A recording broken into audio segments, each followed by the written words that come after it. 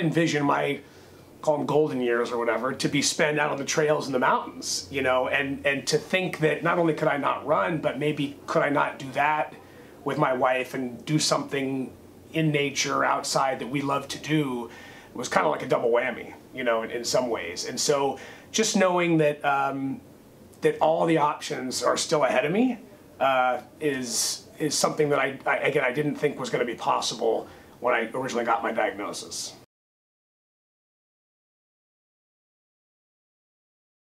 Chris Wolf, I had cartilage damage to the inside of my left knee and ended up opting for a partial knee replacement. I have competed in about 60 to 70 ultra marathons and got to do some of those internationally, which was a lot of fun, but at the same time, I think caused some injury along the way. And so it was a gradual process of getting more uncomfortable in my knee, still running, still active, still skiing, but slowly having some restrictions in my range of motion and everything else until it got to the point where I felt like I had to seek you know, someone's opinion to see what was going on. So I ended up meeting with another physician, discussing my imaging, and was told that I needed a full knee replacement. I had limited options, and essentially any additional running or active sports was probably off the table moving forward, which when you hear something like that as somebody who competed the way I did and everything else, I mean, it was like,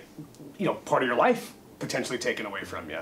And I'm 50 years old, and I know my kids think that's old, but you know, maybe I don't so much. So, that was a tough pill to swallow.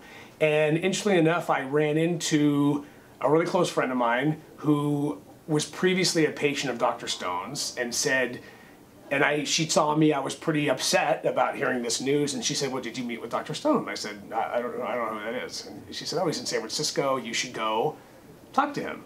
And his approach was 180 degrees the other way.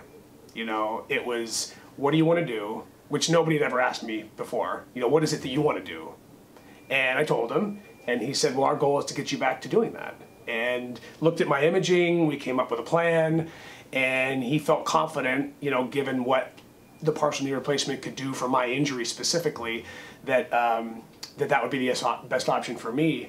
And, you know, here I am 3 months post-surgery, you know, getting ready to go on a turkey trot run here in a couple weeks. So, pretty happy about that. I think when you're told you need, whether it's a partial knee replacement, a full knee replacement, it all sounds kind of the same, right? When you're thinking replacement, big operation, you know, all that sort of stuff, right? So when I learned that it would be an outpatient procedure done robotically, and my wife would be dropping me off at 7:30 in the morning and picking me up at about 2:30 in the afternoon, that was a pleasant surprise, you know. And then I was really surprised that the rehab started post-op day one. I wasn't expecting that either. And I was amazed at how much I was able to progress even within that first week or two. You know, never had a brace, never had that much restricted motion, you know, always doing dynamic things just right away, I think was something that was an eye-opening experience for me, because you know, my uncle had knee replacement, and this was 20 years ago, and needless to say, it's a lot different back then, you know. So I was just shocked at how seamless that part of it was, and how yeah, it just seemed like not as big of an operation as I guess I was anticipating, right? And again, everything else beyond that kind of exceeded my expectations through the rehab process. Yeah, it seems like every week is meaningful. You know, I kind of look at it because they say 12 weeks, you know, so you start counting, okay, what can I get done week 1, week 2, week 3? And I think for me, what's been the most remarkable is that, you know, I mean, when I went in for the operation, like I had a fair amount of pain, you know, at that point, right? I probably continued to run more than I should have, and probably, you know, whether that caused more damage, I'm not sure.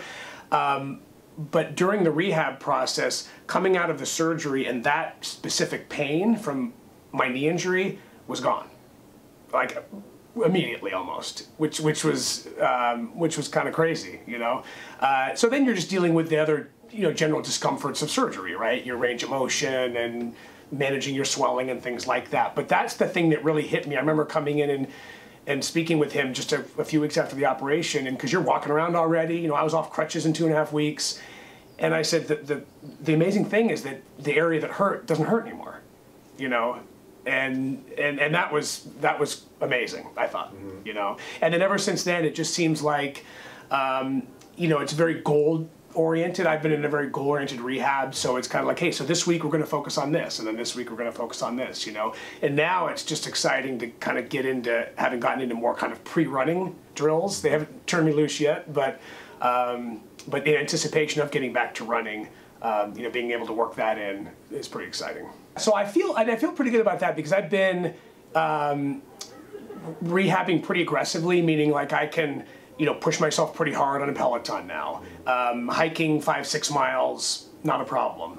So it's really just kind of taking that next step, you know, to incorporating just that much more kind of impact on the joint and everything. And so to have gone in at 12 weeks and know I'm on track, know that, you know, my range of motion is where it needs to be, my strength is where it needs to be, it just gives me a lot of confidence that I can trust my knee now, you know, to take that next step and start to, you know, start to take some running steps. I mean, in addition to the running piece, you know, I'd envision my, call them golden years or whatever, to be spent out on the trails in the mountains, you know, and to think that not only could I not run, but maybe could I not do that with my wife and do something in nature outside that we love to do was kind of like a double whammy, you know, in some ways. And so just knowing that, that all the options are still ahead of me is something that I didn't think was going to be possible when I originally got my diagnosis.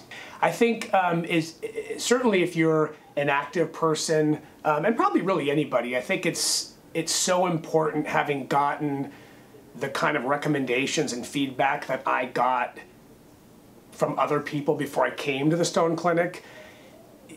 It reminds me that you've got to be your own advocate. You know, if it's important to you that you want to do these things and you're not getting those answers from someone, keep looking, you know. And in my case, I was so fortunate to find Dr. Stone in the clinic here because, you know, I just would be in such a different place, I think, not only physically, but probably emotionally. You know, I mean, being active is so important to me. And the treatment plan I was given before meeting with Dr. Stone would have curtailed that a lot. And you know, I think that would have been very hard for me to deal with because it was such an important part of my life.